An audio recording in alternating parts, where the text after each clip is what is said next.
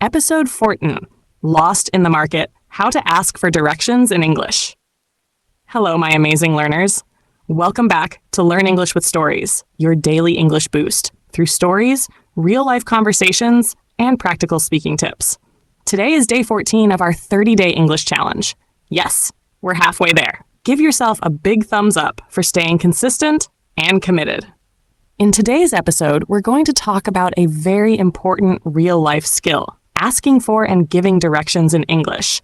Imagine this. You're in a new place, maybe a big city, a shopping mall, or a tourist spot. You don't know the way. You feel lost. What do you say? How do you ask politely? That's exactly what we'll learn today.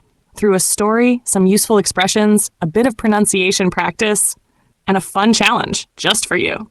Now, let me tell you a short story about a girl named Emily. Emily is a university student. She lives in Chicago, USA. Last weekend, she decided to visit Fulton Market to buy a birthday gift for her cousin. The market was huge, filled with people, stalls, colors, noise, and new smells. She bought a beautiful scarf and a handmade bracelet. She smiled. Her shopping was complete.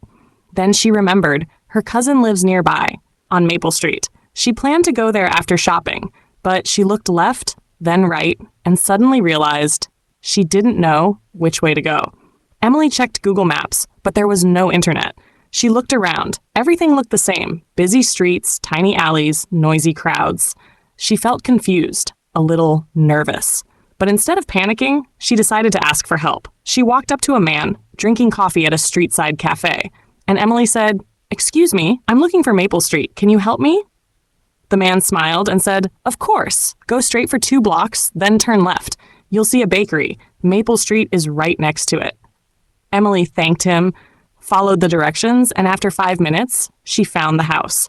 She rang the doorbell and thought to herself, "I'm proud. I spoke in English, and it worked." Sometimes, confidence is more important than perfection. Let's now look at some useful vocabulary from Emily's story. Repeat after me. Say them slowly and clearly. Excuse me, a polite way to start a conversation with a stranger. Excuse me, can you help me? Excuse me, where is the post office?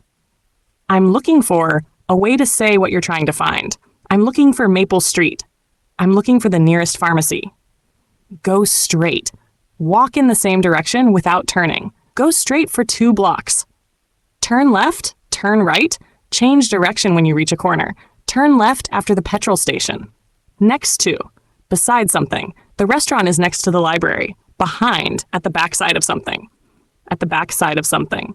The mosque is behind the hospital. Opposite, across from something. The bank is opposite the bus stop. Now let's say them together again slowly and clearly. Now it's your turn. Practice with me. 1. Excuse me, can you help me? 2. I'm looking for Maple Street. 3. Go straight for 2 blocks. 4. Turn left after the signal. 5. The bakery is next to the bank. 6. The school is behind the library. 7. The restaurant is opposite the cinema. Great job! Speaking out loud is one of the best ways to improve your fluency and confidence. Now, your daily challenge. I want you to write a short story in the comments below, using at least 3 direction-related words. Here's an example. I was in a big shopping mall. I got confused and asked a lady, "Excuse me, where is the food court?" She said, "Go straight and then turn right. It's next to the cinema." I found it quickly. Now it's your turn. Use words like go straight, turn left, behind, next to, opposite. I'll read your comments and give love to the best ones. That's it for today's episode. And guess what? You just learned how to ask for and give directions in English, something useful anywhere in the world. Remember, language is not just grammar. It's about real communication. You don't have to be perfect. You just need to be clear and confident. If you enjoyed this episode, please do 3 small things. Like the video, share it with a friend, and hit that subscribe button.